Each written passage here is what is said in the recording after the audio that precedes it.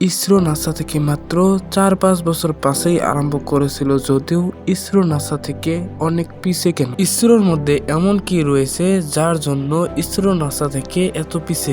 আসল কারণগুলো যখন তুমি জানতে পারবে তখন তুমি অবাক হয়ে যাবে। ইসরোর যত বাজেট ততখানি তো নাসা 1 মাসেই খরচ করে, কেননা ইসরো গভর্নমেন্টের আন্ডারে চলে আর গভর্নমেন্ট অত বাজেট দিতে পারে না। এইসব জানার আগে আমাদেরকে ইসরোর শুরুটা ভালো করে জানতে হবে, কেননা সেখানে রয়েছে ইসরোর মেইন মশলা। প্রথমে 1947 সনে যখন ভারত কেবল স্বাধীনতা পেয়েছিল তখন ভারতের ইকোনমি একবারে নিচে নেমে এসেছিল, তখন সবকিছু উল্টাপাল্টা হয়ে গিয়েছিল। কিন্তু এই সময়ে আমেরিকা এবং রাশিয়ার কেবল দ্বিতীয় বিশ্বযুদ্ধ শেষ হয়েছিল। এরপরেই আমেরিকা এবং রাশিয়া দুইজনেই প্রতিযোগিতায় নেমে গিয়েছিল যে কে কার থেকে বেশি শক্তিশালী আর কে পারে কাক নিচে নামাতে। এর জন্য তাদের যুদ্ধ বিমানের প্রয়োজন হয়েছিল, যার জন্য দুই দেশ গবেষণা কেন্দ্র প্রতিষ্ঠা করে। এর জন্য আমেরিকা নাসা এবং রাশিয়া রসকসমস গবেষণা কেন্দ্র প্রতিষ্ঠা করে। 1955 সনে রাশিয়া থেকে স্যাটেলাইট লঞ্চ করার কথা বলেছিল, কিন্তু 4 অক্টোবর তারিখে নাসা থেকে প্রথম স্যাটেলাইট লঞ্চ করা হয় এবং 1958 সনে এক্সপ্লোরার 1 লঞ্চ করে। তা দেখে 1962 সনে বিক্রম ছাড়া জওয়াহরলাল নেহরুকে বলে আমাদেরও গবেষণা কেন্দ্র লাগবে, আমাদেরকেও রিসার্চে ইনভেস্ট করা দরকার। সেই সময়ে মানুষ তাদেরকে অনেক প্রশ্ন করে, কারণ ইন্ডিয়া তখন অনেক গরিব দেশ। প্রথমে ভারতের গরিব দূর করা দরকার, আর ইন্ডিয়ার স্পেসে টাকা নষ্ট করার কি দরকার। এবং তখনকার স্লোগান ছিল প্রথমে গরিব দূর করো। তারপরেও ইন্ডিয়াতে গবেষণা কেন্দ্র প্রতিষ্ঠা করা হয় আর যার নাম ইনকোস্পার দেওয়া হয়, Indian national community for space research. আর 1963 সনেই নাসার সাহায্য নিয়ে সাউন্ডিং রকেট লঞ্চ করে। এই রকেট থুম্বা থেকে লঞ্চ করা হয়। থুম্বা কেরালার একটি জায়গা। এই থুম্বায় একটি চার্চ রয়েছে যেটা ছিল ইসরোর প্রথম ল্যাবরেটরি। এই রকেটটা লঞ্চ করা জায়গায় নেওয়ার জন্য আমাদের কাছে কোনো ট্রান্সপোর্ট ছিল না, এর জন্যই এই রকেটটা সাইকেলের দ্বারা নেওয়া হয়েছে এবং চার্চের গার্ডেন থেকেই লঞ্চ করা হয়েছিল। এই রকেট স্যাটেলাইট থেকে অনেক নিচে, যদিও বেলুন থেকে কিছু উপরে উঠেছিল। বিক্রম ছাড়া অনেক ভাবা চিন্তার পর 1969 সনের 15 আগস্ট তারিখে ইনকোস্পারের নাম ইসরো নামে নামকরণ করে, ইন্ডিয়ান স্পেস রিসার্চ অর্গানাইজেশন। কেননা ইসরো তখন এর মধ্যে রিসার্চ করা শুরু করেছে। এর মধ্যে 1969 সনে বিক্রম সারাভাইয়ের মৃত্যু ঘটে, যার জন্য ইসরো অনেকটাই ভেঙে পড়ে। 1975 সনে ইসরোর কাছে কোনো ধরনের লঞ্চার ছিল না, যার দ্বারা ইসরো স্যাটেলাইট স্পেসে পাঠাবে। আর এখানেই হেল্প করেছিল আমাদেরকে রাশিয়া। তখন তো আমাদের কাছে কোনো ট্র্যাকিং স্টেশনও ছিল না, এর জন্য ইসরো বাঙ্গালোরের পিনিয়ায় একটি টয়লেটকে ডাটা সেন্টার হিসাবে ব্যবহার। ভারতের যে স্যাটেলাইটটি বানিয়েছিল সেটার ওজন 360 কেজি ছিল, যার মধ্যে 20,000 সোলার সেন্সর ছিল। এর মধ্যে নিকেল ক্যাডমিয়াম ব্যাটারি ব্যবহার করা হয়েছিল। ভাবলেই হাসি পায়, তখনকার স্যাটেলাইটে এখনকার মোবাইলের তুলনায় বাজে ব্যাটারি ব্যবহার করা। বিক্রম সারাভাই যাওয়ার আগে 1969 সনে ইসরোতে আরো একজন ব্যক্তি যোগ হয়েছিল, যার কথা সকলেই জানে না। তার এই জন্যই দুঃখ ছিল, কারণ দেশের সরকারে তাদেরকে হেল্প করতে পারে। ভারতের নিজস্ব রকেট না হওয়ার জন্য সে অনেক কষ্ট পেয়েছে। এই টাইমে ইসরো যত সব রকেট বানিয়েছিল সব ধ্বংস হয়ে গিয়েছিল, এর জন্য ওই মানুষটা অনেক কষ্ট পেয়েছিল, যার জন্য উনি দিন রাত এক করে প্রথম রকেট বানাতে সফল হয়েছে।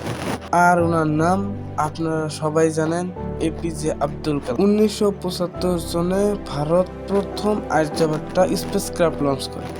এই স্পেসক্রাফট লঞ্চ করতে রাশিয়া ভারতকে অনেক সাহায্য করে। আমাদের এপিজে আব্দুল কালাম দাঁড়িয়ে না থেকে 1980 সনে SIV-3 সাকসেসফুলি লঞ্চ করে। এখান থেকেই আরম্ভ হয় ইসরোর সফলতার দিন।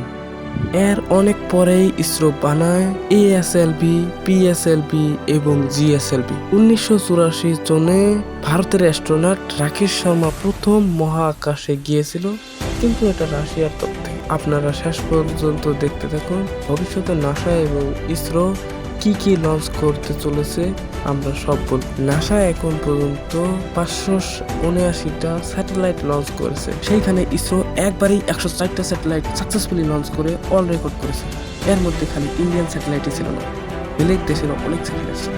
আর আপনি অবাক হবেন যে নাসার বাজেট এত বেশি, তারপরেও সেখানে নাসারও স্যাটেলাইট ছিল, কেননা আমাদের ভারত খুব কম খরচেই এইসব মিশন করতে পারে। ইসরো এইসব লঞ্চ করার জন্য পিএসএলভি এবং জিএসএলভি বানিয়েছে। এর মধ্যে পিএসএলভি লাইট ওয়েট স্যাটেলাইটের জন্য এবং জিএসএলভি হেভি ওয়েট স্যাটেলাইটের জন্য। পিএসএলভি 1500 কেজি পর্যন্ত নিয়ে 600 থেকে 900 কিলোমিটার পর্যন্ত যেতে পারে এবং জিএসএলভি 4000 কেজি নিয়ে 35,000 থেকে 36,000 কিলোমিটার পর্যন্ত যেতে পারে। পিএসএলভি রকেট পৃথিবীর উত্তর মেরু এবং দক্ষিণ মেরু হয়ে যায়, আর জিএসএলভি রকেট পৃথিবী থেকে ডাইরেক্ট উপরে চলে যায়। জিএসএলভি রকেটে ক্রায়োজেনিক ফিউলের প্রয়োজন হয়। ক্রায়োজেনিক ফিউল ওই ফিউল যেটি লিকুইড হাইড্রোজেন এবং লিকুইড অক্সিজেন থেকে তৈরি করা হয়। নাসার প্রতি বছরের মোট বাজেট 25.4 বিলিয়ন, কিন্তু আমাদের ইসরোর মাত্র 1.6 বিলিয়ন। ইসরোর যে বাজেট,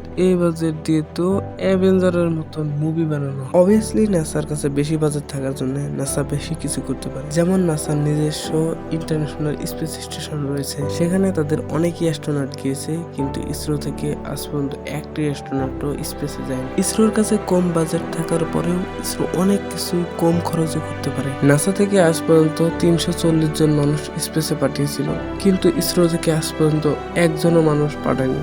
কিন্তু আমাদের ইন্ডিয়া থেকে আজ পর্যন্ত অনেকেই গিয়েছিল মহাকাশে, তার মধ্যে রাকেশ শর্মা রাশিয়া থেকে গিয়েছিল, শুভাংশু শুক্লা নাসা থেকে গিয়েছিল, সুনিতা উইলিয়াম নাসা থেকে গিয়েছিল। যেখানে মার্শিয়ানের মতো মুভি কাস্টিং প্রাইস থেকে 108 মিলিয়ন।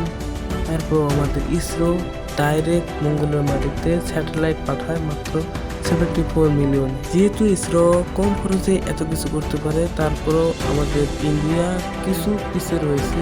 কিন্তু ইন্ডিয়া যখন চতুর্থ দেশ হয়েছিল মঙ্গলের মাটি পৌঁছানো, তখন যেসব ওয়ার্ল্ড মিডিয়া এক টাইমে ইন্ডিয়ার নামে হাসি ঠাট্টা করতো, তারা এখন ইন্ডিয়াকে সুপার পাওয়ার মনে করে। চলুন দেখে আসা যাক ভবিষ্যতে ইসরো এবং নাসা কি কি লঞ্চ করতে চলেছে। এখন লঞ্চ করার প্রতিযোগিতা অনেক বেড়ে গিয়েছে। নাসার নেক্সট 3 লঞ্চ হবে। প্রথমে আর্টেমিস 2, যেটা এই সালে অর্থাৎ 2026 জুনেই লঞ্চ করা হবে। এই মিশন চাঁদে মানুষ পাঠাবে। দ্বিতীয় আর্টেমিস 3 2027 সালে লঞ্চ করা হবে। নাসা এই মিশনের দ্বারা চাঁদের দক্ষিণ মেরুতে মানুষ পাঠাবে। এবং কি তৃতীয় ড্রাগন ফ্লাই 2027 সালে লঞ্চ করা হবে। এই মিশন শনি গ্রহর চাঁদ টাইটানে রোবট পাঠাবে। এখন ইসরো নেক্সট 3 মিশন দেখে আসা যাক। গগনয়ান 1 2026 অর্থাৎ এই সালে ইসরো থেকে স্পেসে অ্যাস্ট্রোনট পাঠাবে। শুক্রয়ান 1 2027-28 সালে শুক্র গ্রহে যাবে। চন্দ্রযান 4 2027 সালে যেটি চাঁদে যাবে এবং কি চাঁদের মাটি নিয়ে ঘুরে আসবে। একবার ভাবো তো, চাঁদের মাটি আমাদের হাতে চলে আসবে। যাই হোক না কেন, ইন্ডিয়া এখন খুবই দ্রুত এগিয়ে যাচ্ছে, কিন্তু অনেক দিকে আমাদের ইন্ডিয়া অনেকভাবে পিছিয়ে রয়েছে। যেমন আমি এর আগের ভিডিওতে বলেছিলাম, যদি তুমি দেখোনি তো অবশ্যই গিয়ে দেখে। আর ভিডিওটি ভালো লাগলে অবশ্যই একটি লাইক করে দেবে। ধন্যবাদ।